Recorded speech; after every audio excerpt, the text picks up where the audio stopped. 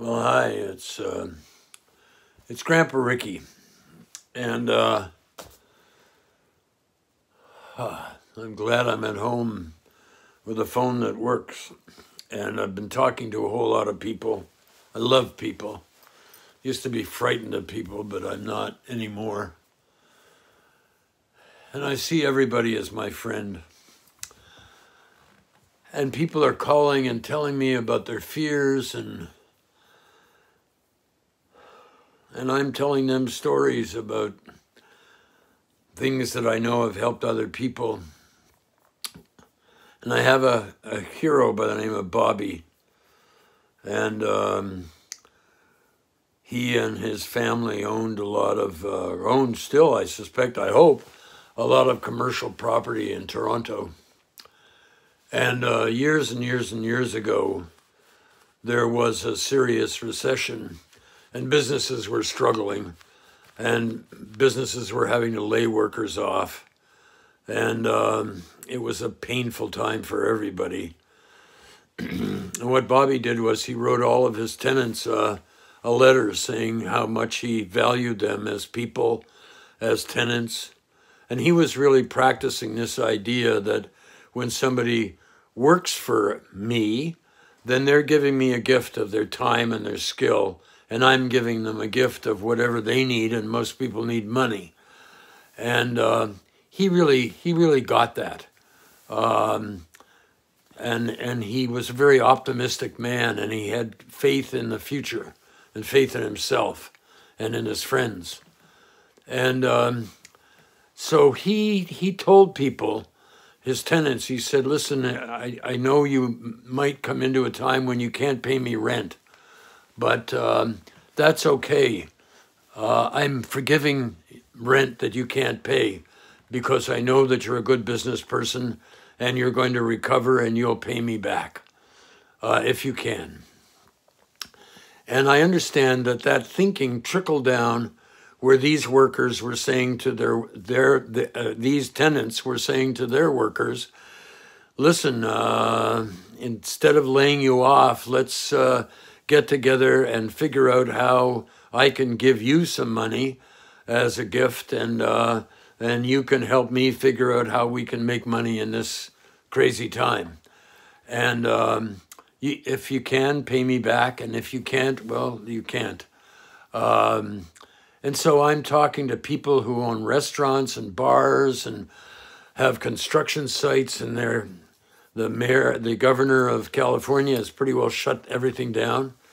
And so here are all these people, service people living on tips. And so I'm encouraging everybody to try to help out the people that have helped you, that have given you a gift, and here's another gift that you can give. And I think that we're coming into a time where if somebody gives me a gift, I'm trying very much to give at least 3 gifts, maybe to somebody else, maybe to the same person. And a friend of mine is just doing a huge favor for me because my wife is in Arizona. She comes back tomorrow. I'm afraid of going out of the house, and he has said, well, I'll pick your wife up tomorrow. And so I said to him, what can I give you as a gift? What do you need? Because a gift that isn't needed isn't a gift. It's more an obligation, or it's, hey, I hope you like me, or something like that. But real gifts are giving what's needed. And so if you have any way that you can help anybody out right now, it will not be forgotten.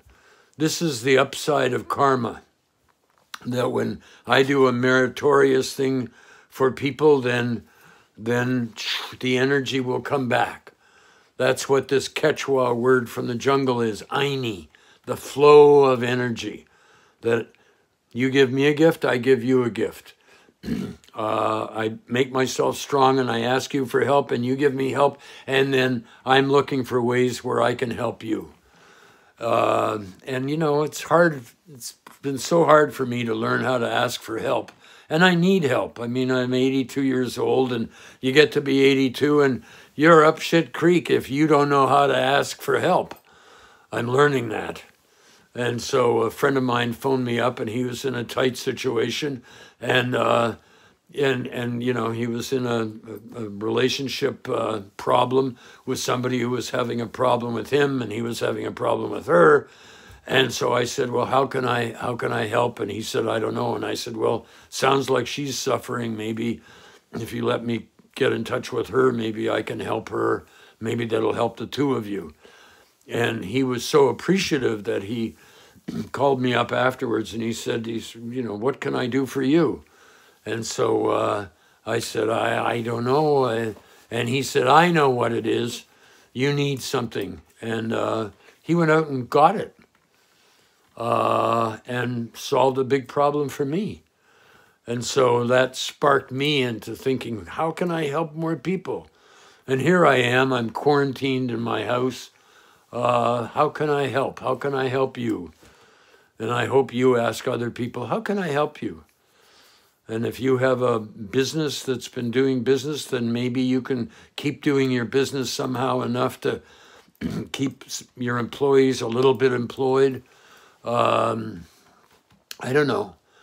My father worked for a company called McLean Hunter, and they're a big publishing. They have magazines. I don't know if they're even in business anymore. And when the Depression came along, what the company did was they divvied up all the work.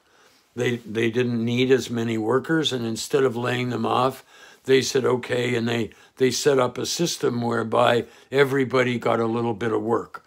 And the single people, they didn't get as much work. The people who had families, they got more work.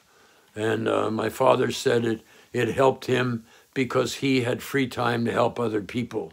And he was a member of the Masonic Lodge. And he spent the whole Depression helping not only other Masons, but also anybody who needed it. And I think we're coming into a time where we need to do that for one another. It's not just, you know, I'm all right, Jack. I'm looking after myself. And I know I'm on the right track because whenever I'm on the right track, hummingbirds come and bang on the window, and one just banged on the window. I don't know if you heard it or not. So take care of yourselves, and really carefully. The world needs you to take care of yourself. And stay away from the hospitals. They're going to be busy enough. And if you know anybody in the medical profession, phone them up and thank them, because they're the guys who are helping us the most. And this whole business about being angry at politicians, don't be angry. They got enough on their plate right now. Just everybody's done the best they could, and now the call is, hey, we all got to do better. So I hope this little video has helped give you some ideas on how you can help. Yeah, and I just want to thank all the people who are dropping things off at the house and just staying away from me. And tomorrow, I just hope that that my sweetie can get back from Arizona. The governor of California has said that he will block the borders of California and come up with martial law. And martial law, Marshall was the marshal behind that. That's an interesting guy to watch out. He's one of my heroes. And he came up with the idea of the Marshall Plan. And anyway, look into it. Help each other, eh? And you're helping me by giving me something to do to maybe I can help you, inspire you. My granddaughter said, Grandpa, you can be a media influencer. And when I found out what a media influencer was, I kind of winced, but I don't want to be a media influencer. I want to be a media inspirer. And so you can help me do that. Pass this video on to whoever you think can use it. So thanks for watching. It's been a way for me to release the energy of all these phone calls with so much pain and suffering, and I get the pain and suffering and I bring it into me and I give it out to the trees and to the sky and to the earth. So please tell your stories. We need your stories, okay? Thank you.